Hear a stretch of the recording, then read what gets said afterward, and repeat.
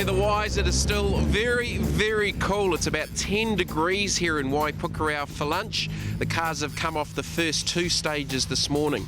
Now, the news is Jeff Judd and Neil Allport have been very, very quick this morning, straight back on the pace, and they're working their way back up the leaderboard. Shane Murland still leads, but Dean Buist in second has taken 21 seconds out of the event leader's lead this morning. It's gone from 1 minute 38 down to 1 minute 17 as they head out onto the afternoon stages.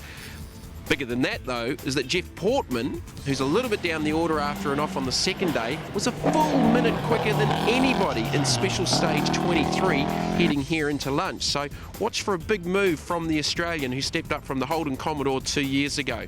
So right before we leave Waipukurau, we're going to catch up with the event leader, Shane Murland. Dean Buist has taken a little bit of time out of you this morning. Yeah, you know, he has, and it was expected on those sort of stages.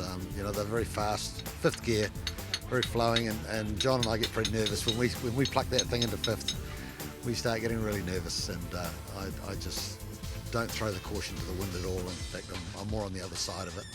It was a similar pattern yesterday. Dean took a little bit of time out of you yesterday morning, but you clawed pretty much all of that back yesterday afternoon. We've got some longer stages this afternoon. Are they going to suit you guys better?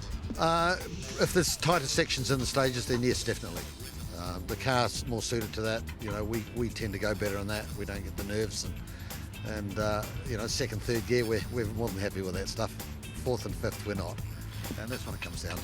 A couple of years ago, you finished second in the event behind Jeff Judd. We've seen what's happened to Juddy. Yeah. Tell us a little bit about the history of your car.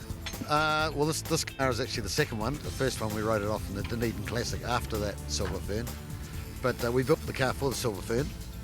That was in 12, 10, 8. 8. We first ran in the Silver Fern in 08, and we hit a strainer post and then bent the diff. So that put us out of that one. In 10, we came back with a vengeance, you might say, and we took off with a Russian roar from the start and built a 10-minute lead, only to go off the road backwards and thinking we were stuck. We weren't. Having watched the whole of the cars go by, John decided to go back to the car and just check it out and see whether we could actually get it out. And we basically drove the thing out, really. It was just in amongst the gorse bushes. All right, we've got the rest of today. Well, you know, the balance of 3 days to go.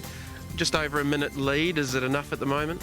Oh, no, look, it's never enough. I mean, a puncture would put paid to that. But no, it's comfortable at the moment, and we're in the luxury position of being able to give a little bit away when we can.